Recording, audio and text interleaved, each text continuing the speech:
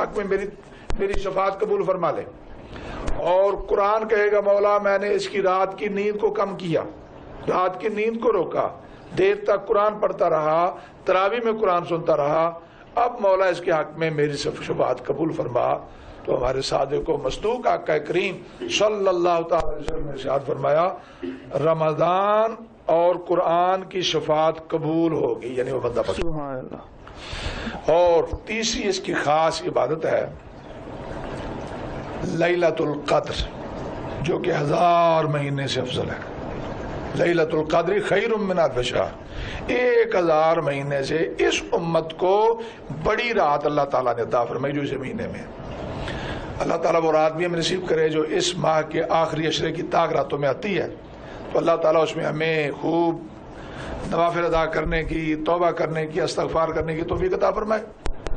اور 5ویں جو اہم عبادت ہے اس مہینے کے ساتھ جو منسوب ہے, جو ملی ہوئی ہے, وہ ہے اس کے آخری عشرے کا اعتکاف. مساجد میں جا کر اعتکاف کرتے ہیں لوگ, اور خواتین اپنے گھر میں ہی جس جگہ نماز کی جگہ ہے بیت المسجد اس میں اعتکاف کرتے ہیں. تو یہ خاص 5 عبادات ہیں ماہ رمضان المبارک کی. اور اس کے علاوہ ایک اور چیز کہ اس مہینے میں ہمیں چاہیے کہ جس قدر ہو سکے اپنے رب سے استغفار کریں, اپنے گناہوں کی جھک کر معافی مانگیں کہ شفاعت جو ہے وہ بخشش کے در کھل جاتے ہیں, رحمت کے دروازے کھول دیے جاتے ہیں. اور اب جب کہ یہ حالات بنے ہوئے ہیں, جو کورونا, یہ کیا دنیا پر کیسے وہ مسلط ہو چکی ہے وبا, تو جب بھی کوئی آفت آسمانی اترتی ہے تو اس کا یہی ہے کہ مخلوق خدا اللہ تعالیٰ سے توبہ کرے, چونکہ یہ ہمارے گناہوں کے سبب ہوتی ہے. تو ہم یہ مہینہ آیا ہے, رحمت والا مہینہ آیا ہے, قبولیت کا مہینہ آیا ہے, تو ہمیں چاہیے کہ ہم خوب اپنے رب سے توبہ روزانہ کریں, استغفار دل سے کریں. اللہ تعالیٰ ہمیں معاف کرے, اس مہینے کی برکتیں بھی دے, اور یہ جو وبا ہے, جو بلا ہے, اللہ تعالیٰ اس دنیا سے اس کو دور کرے اور عالم اسلام کو اسے محفوظ. آپ نے فرمایا روزہ بہت بڑی عبادت ہے, روزہ ہر مسلمان پر فرض ہے, مگر کن لوگوں کے لیے اس کی معافی ہے, کن لوگوں کو روزہ معاف ہے؟ روزہ کن کے لیے معاف ہے؟ اگر آپ کا یہ سوال ہے تو اس کا تو جواب جو ہے وہ سادہ سے یہ ہوگا, چھوٹے بچوں کو معاف ہے. چھوٹے بچوں کو جو بالغ نہیں ہے معاف ہے. اگرچہ بچہ 7 سال سے زائد ہو جائے تو اسے روزے کی ترغیب دینی چاہیے. 10 سال کا ہو کر نہیں رکھتا اسے زبردستی رکھوانے کی کوشش کرنی چاہیے تاکہ بلوغ سے پہلے اس کو عادت پڑ جائے. چھوٹے بچے کو معاف ہے, یا مجنون پاگل جس کی عقل کام نہیں کرتی اس کو معاف. لوگ عذر کرتے ہیں کہ شدید گرمی ہے, مزدوری پہ جانا پڑتا ہے, اس معاملات کو مطلب لے کے آتے ہیں اندر کہ روزہ کیسے رکھا جائے, گرمی کی عذر بناتے ہیں. تو اس کا کیا؟ یہ بے جا قسم کے عذر ہے. اللہ رب العزت نے روزے فرض کیے, رب تعالیٰ نے صحت دی, جسم دیا, اور اس بدن کی زکات ادا کرنی ہے, ہم نے روزہ رکھنا ہے. اس کے لیے کوئی اور حل ڈھونڈیں. اگر شدت کی گرمی ہے تو اپنا کام کم کر دیں, اپنے دورانیہ کم کر لیں, کچھ کمائی کم ہو جائے گی, کچھ رقم کم آ جائے گی, آدھے دن کی مزدوری کر لیں, اللہ تعالیٰ اسی میں برکت دے گا. لیکن ایسے ہیلوں اور بہانوں سے ماہ رمضان المبارک کے روزوں کی برکت اور سعادت, اور جو ایک عظیم فرض ہے اور ارکان اسلام میں سے ایک رکن ہے, اس سے بہانہ بازی جو ہے وہ کسی صورت بھی مناسب نہیں. ہاں وہ ایک جو آپ نے پہلے سوال کیا تھا اس میں, اس کے تسلسل میں ایک بات میری باقی ہے. کچھ لوگوں کو روزہ قضا کرنے کی اجازت ہے, معاف نہیں ہے. معاف تو جیسے میں نے بتایا, یا تو پاگل ہے, اس کو پتہ ہی نہیں روزہ کیا ہے, فرض کیا ہے, اس کو تو معاف ہے, یا مجنون ہے, یا مجذوب ہے, اور یا بچہ ہے, اس کو معاف ہے. حتیٰ کہ خواتین کے جو مخصوص ایام آتے ہیں ان میں نماز تو معاف ہو جاتی ہے, ان ایام کی نماز معاف ہے, لیکن روزہ ان کو بھی رکھنا پڑے گا بعد میں, ان کو وہ گنتی پوری کرنا پڑے گی. اور قرآن مجید میں ہے من کان منکم مریضا او علی سفر فعدۃ من ایام اخر. جو مریض ہو, ایسی بیماری ہو کہ اس مرض میں وہ روزہ رکھ نہیں سکتا, یا روزہ رکھ لے گا تو اس کی بیماری بڑھ جائے گی.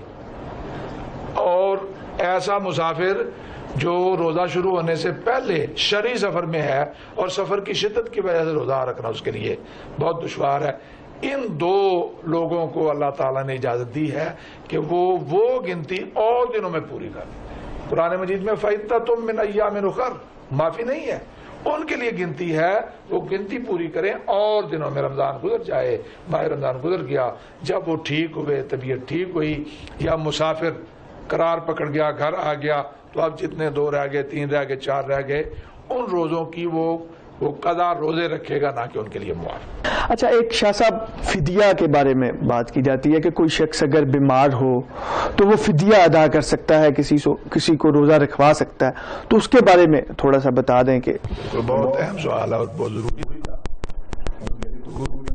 اسکپ ہو گیا ہونا چاہیے تھا۔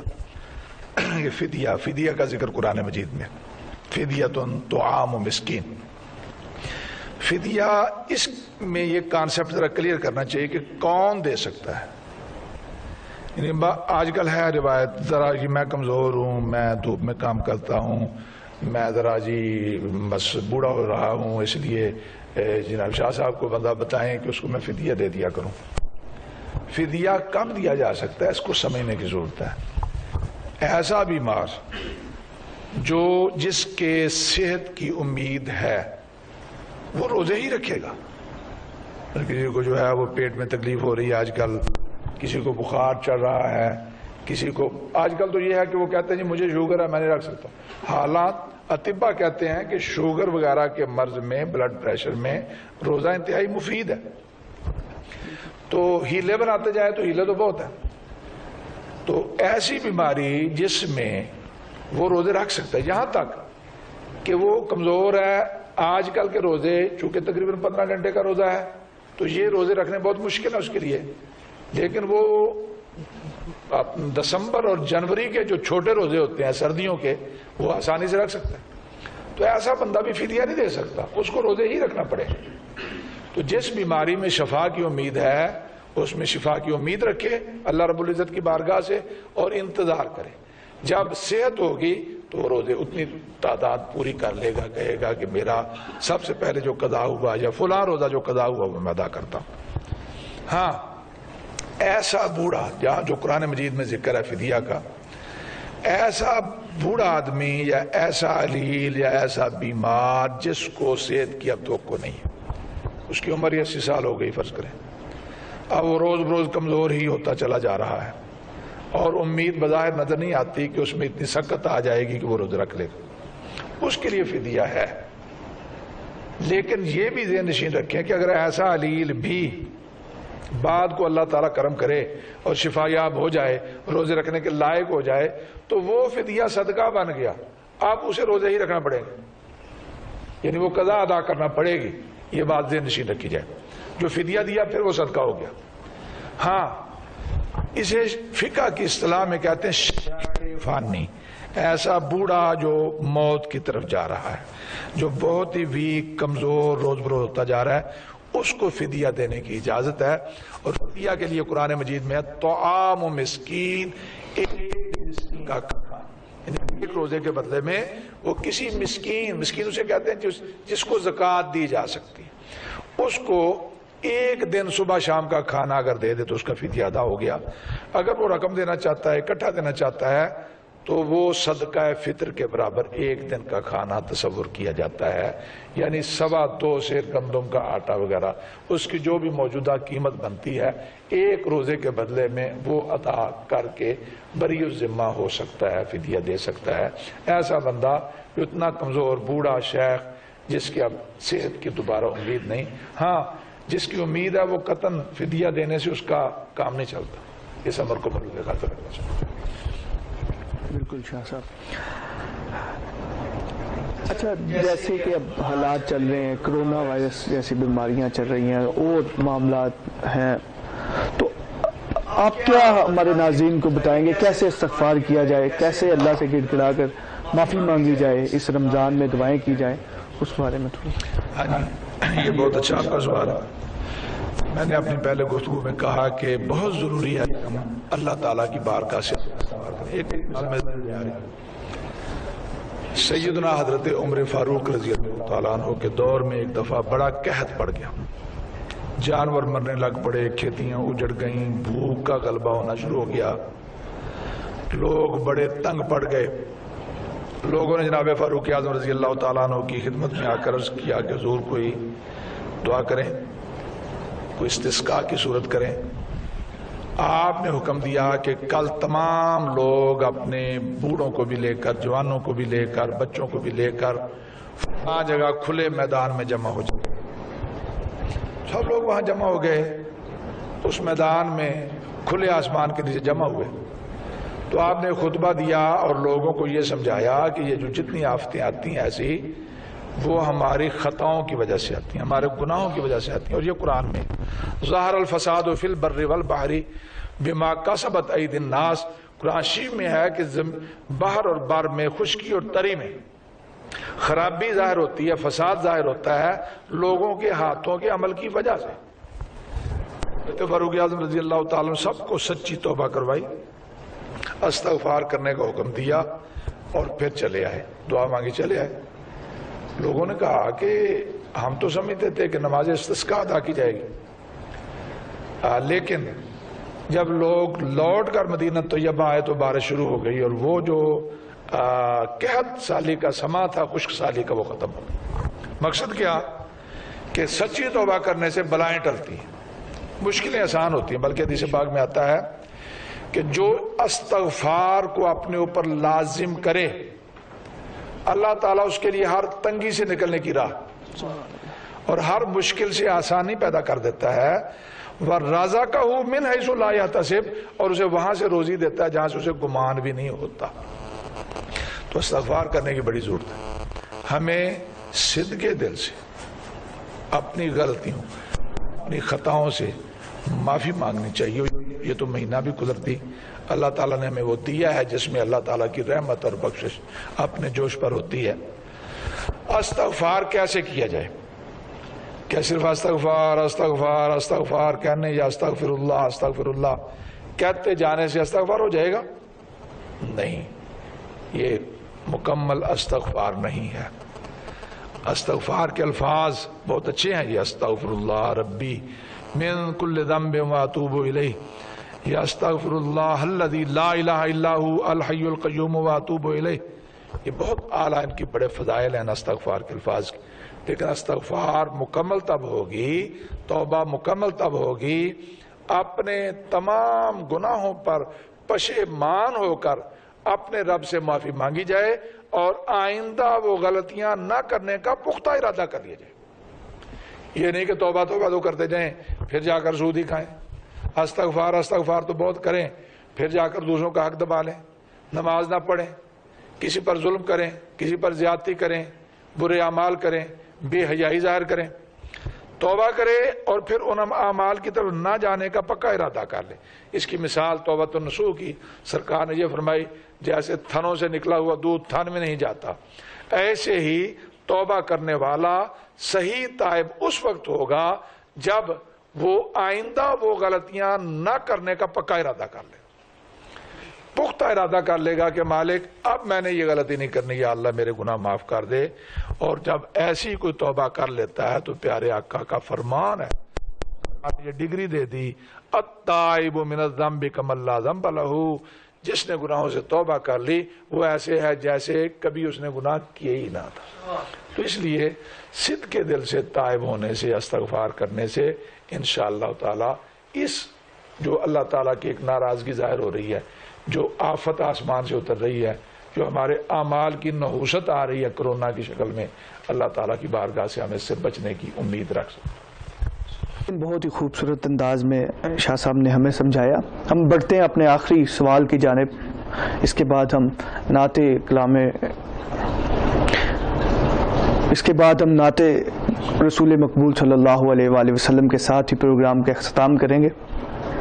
آخری سوال جو لوگوں کی ذہنوں میں بھی ہوتا ہے اور بڑا عام دیکھنے میں ملتا ہے، فجر کی جو اذانیں ہوتی ہیں سحری کے بعد مختلف مساجد میں مختلف ٹائم پر ہو رہی ہوتی ہیں، مطلب ایک اذان تھوڑی دیر بعد شروع ہوتی ہے، ایک اذان پہلے شروع ہوتی ہے، اور اسی طرح ہی افطاری میں بھی کچھ اذان پہلے دے دی جاتی ہے اور کچھ تھوڑی دیر بعد دی جاتی ہے، تو لوگوں کو اس میں بڑی کنفیوژن ہے کہ کس اذان کو فالو کیا جائے اور افطاری اور سحری کا ٹائم کیسے تعین کیا جائے۔ پہلے تو یہ کلیئر کرنے کی ضرورت ہے کہ اذان سحری کے لیے یا افطاری کے لیے نہیں ہوتی، اذان نماز کے لیے ہے۔ اب فجر کی اذان جو ہے وہ فجر شروع ہونے پر پڑھی جاتی، فجر کا وقت شروع ہو جائے تو اذان فجر پڑھی جاتی ہے، اس سے پہلے اذان جائز نہیں ہے پڑھنی۔ اور جب فجر شروع ہو جائے تو سحری کا وقت ختم ہو جاتا ہے۔ اب اگر کسی نے ایک لقمہ کھا لیا اس کا روزہ نہیں رہا۔ یوں ہی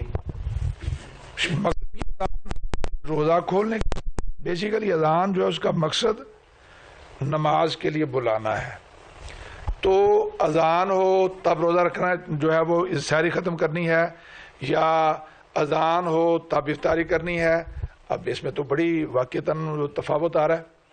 میں خود دیکھتا ہوں کئی اذانیں پہلے پڑھ دی جاتی ہیں، ابھی سحری کا وقت ہی ہوتا ہے، اور کئی اذانیں وہ بھی ہیں جو سحری ختم ہو چکی اور اس سے بھی 5 منٹ بعد پڑھی جا رہی ہوتی ہیں، لاؤڈ سپیکر پر چاروں طرف سے اذانوں کی آوازیں آ رہی ہوتی ہیں۔ اور اسی طرح جب افطاری کا وقت ہوتا ہے تو اس وقت بھی اذانیں بہت پہلے بھی پڑھ دی جاتی، بلکہ میں دیکھ رہا تھا چند دن قبل ہی کہ ایک اذان کی آواز میں نے خود سنی، اور جو کریکٹ نیٹ کے مطابق یہاں کا سورج غروب ہونے کا وقت ہے اس میں ابھی 1 منٹ باقی تھا، ابھی رمضان شروع نہیں ہوا تھا، یہ پہلے کی بات۔ بہرحال جب کوئی مؤذن غلطی سے اذان پہلے پڑھ دے گا اور اس پہلے پڑھی ہوئی اذان سے ابھی سورج غروب نہیں ہوا، تو جن لوگوں نے کھجور کھا لی، روزہ کھول لیا، افطار کر لیا، ان کا روزہ جاتا رہا۔ بعد میں پتہ لگنے پر ان کو اس روزے کی قضا کرنا پڑے گی، دوبارہ روزہ رکھنا پڑے گا۔ اس لیے احتیاط اس میں ہے کہ آج کل جو اس کے مشاہدے ہیں اب وہ مشاہدے ہم سے نہیں ہوتے۔ قرآن مجید فرقان حمید میں کیا کہا گیا کہ کلوا واشربوا حتی یتبین لکم الخیط الابیض من الخیط الاسود من الفجر، کھاؤ پیو جب تک سفید ڈورا فجر کا سیاہ ڈورے سے ممتاز نہ ہو جائے۔ جب اس ایک روشنی کا ڈورا ابھرتا ہے، پہلے ابھرتا ہے وہ غائب ہو جاتا ہے، اسے کہتے ہیں صبح کاذب، پھر ایک ڈورا سا طلوع ہوتا ہے اور وہ پھیلنا شروع ہو جاتا ہے، وہ ہے صبح صادق۔ جب وہ دوسرا ڈورا طلوع ہو جائے تو اس وقت سحری کا وقت ختم ہے۔ اگر اس کے بعد کوئی کھا پی لے گا کوئی چیز تو اس کا روزہ نہیں ہوگا۔ اس میں بڑی احتیاط کی ضرورت ہے، بڑی واقعی کنفیوژن ہے۔ کچھ لوگ کہتے ہیں ابھی تو اذان ہو رہی ہے تو ابھی اور لسی پی لیتے ہیں، اذان ختم ہوگی، ایک دوسری اذان ہو رہی ہے تو چلو جی چائے نہیں پی، جلدی جلدی چائے پی لیں، ابھی اذان تو ہو رہی ہے۔ تو اذان اور روزے کا کوئی جوڑ نہیں ہے، وقت کو دیکھنا ہے۔ جب فجر طلوع ہو گئی بہتر یہ ہے، اب جو ہے وہ ہم دیکھ کر، پرانے لوگ مشاہدے سے اندازہ لگا لیتے تھے، دیکھ لیتے تھے، گھپ اندھیرا ہوتا تھا، آلودگی نہیں ہوتی تھی، اب آلودگی ہوتی ہے بہت، اور ہر طرف لائٹیں ہوتی ہیں، تو اتنی باریک سی روشنی کو محسوس کرنا بڑا مشکل ہے۔ اس لیے جو مواقیت دان علماء ہیں جنہوں نے کیلنڈر بنا دیے، کیلنڈر عام ملتے ہیں، ان کیلنڈرز پر جو کریکٹ ٹائم ہے سحری کا اور کریکٹ ٹائم ہے افطاری کا وہ ٹائم لکھے ہوتے ہیں۔ اپنی گھڑی کا وقت ٹھیک رکھا جائے، کوشش کی جائے کہ سحری جو ہے وہ 1-2 منٹ پہلے فارغ کر دیں، ختم کر لیں، پہلے کھانا پینا بند کر دیں اور دعا وغیرہ پڑھ لیں۔ یوں ہی جب آپ دیکھیں کہ اس نقشے کے مطابق اور گھڑی کے مطابق سورج کے غروب کا وقت ہو گیا ہے تو اس سے بھی احتیاطاً 1-2 منٹ رک کر یقین حاصل کر لیں کہ سورج کے غروب کا وقت ہو گیا، کہیں ایسا نہ ہو کہ دن بھر کی کرائی ہماری محنت جو ہے وہ برباد۔ ماشاءاللہ، سبحان اللہ، بڑے ہی خوبصورت انداز میں سید طاہر کاظمی شاہ صاحب نے ہمیں رمضان کے فضائل، برکات اور اس کے مسائل، یا آپ لوگوں کے ذہنوں میں جو سوالات تھے اس کے بارے میں ہمیں ایجوکیٹ کیا۔ ناظرین، اگر آپ کے ذہن میں بھی کوئی ایسے سوال ہیں تو کومنٹ سیکشن میں آپ ہمیں سوالات سینڈ کر سکتے ہیں، ہم آپ کے نیکسٹ آنے والے پروگرام میں سوالات کے جوابات کو اسی طرح لے کے آئیں گے تاکہ ہم رمضان کی برکات کو اور بھی اچھے طریقے سے حاصل کر سکیں۔ ناظرین، ہمارے اس چینل کو آپ یوٹیوب پہ بھی جا کر سبسکرائب کریں اور بیل آئیکن کو کلک کریں تاکہ اس طرح کی نیک اور ثواب کی نیت سے شیئر کی جانے والی پوسٹیں آپ تک پہنچ سکیں۔ تو ناظرین، ہم اپنے پروگرام کا اختتام کرتے ہیں اس کے ساتھ ہی جاتے جاتے لیاقت علی قادری صاحب سے ایک اور نبی پاک صلی اللہ علیہ وآلہ وسلم کی شان میں کلام سنتے ہیں اور اپنے پروگرام کا اختتام کرتے ہیں۔ لیاقت علی قادری صاحب۔ مصطفیٰ دی دعا دا اثر ویکھیا، مصطفیٰ دی دعا دا اثر ویکھیا، مصطفیٰ دی دعا دا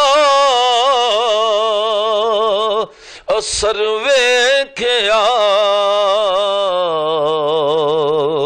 سر نوا کے کھلوتا عمر ویکھیا، سر نوا کے کھلوتا عمر ویکھیا،